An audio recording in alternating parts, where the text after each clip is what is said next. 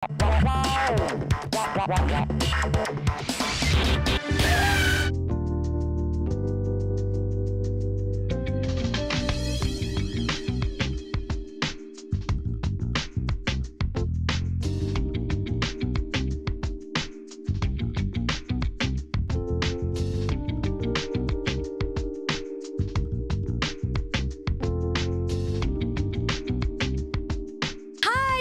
at EX Curve again.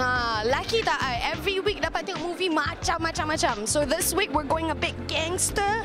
We're gonna watch Token. Directed by Gaz Abu Bakar. So apa lagi? Jom ya.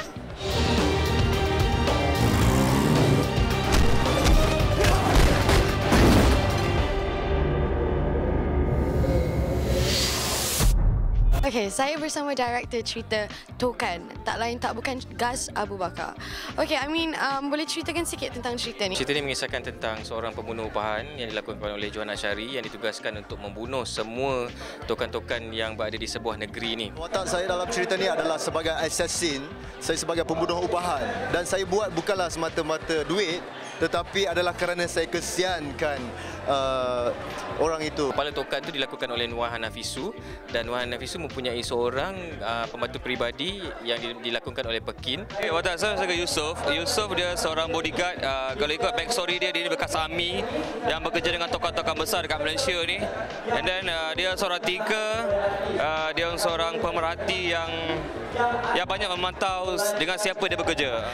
Dan juga Pekin berkawan baik dengan tokan-tokan yang lain seperti Sofi Jikan yang kerja dia buat dadah, Zizan Razak yang menjual dadah-dadah di kolej-kolej tempatan dan menggunakan pelajar kolej untuk dihantar ke overseas menjadi kedai dadah. Saya melakukan watak sebagai seorang pusher ataupun orang panggil tokan yang meniaga berkenaan dengan drug, semua benda lah. Dan watak saya itu mak lobe dan ini first time saya melakukan watak yang agak serius, keras sikit. Saya nak tunjuk bakat juga. Kan, nampak kelakar je. What's your name? Okay, so dalam cerita ni, my name is Suri, anak kepada Wan Hanafisu. So, the story for her is evolving pasal dia punya thesis and also finding out that actually her father is doing dadah lah. I kira orang yang membina bridge untuk mencapai hayalan tahap maksimum untuk warga kota lah. Bila mereka dapati yang semua tokan dadah di negeri lain dah mati kecuali dekat situ je, mereka mula panik lah. Dan bos cakap jaga area masing-masing dan bermulalah cerita ni. I think because satu yang I nampak isu di kedai dadah lah, you know. So daripada situ saya dapat idea untuk buat cerita pasal kepala tokan yang buat benda ni semua. I rasa I tak nak cerita ni jadi cerita gangster. I nak dia jadi pasal cerita pengedar dadah, dan pengedar dadah pula ada isu dalam di sini which is family value punya isu, dan ada juga friendship apa semua. Tapi semua karakter ni semua dark. Tak ada yang hero, okay? Sebab tu I buat dia macam tu. Nobody knows siapa yang hero. Today we're gonna fly high, bro.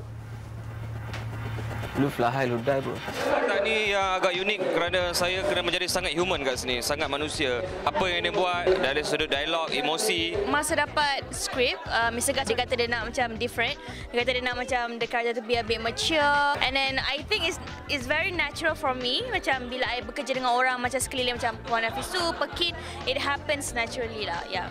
Saya bermain dengan senjata, saya bermain dengan M16, saya bermain dengan Duke, Superbike Duke, KTM Duke.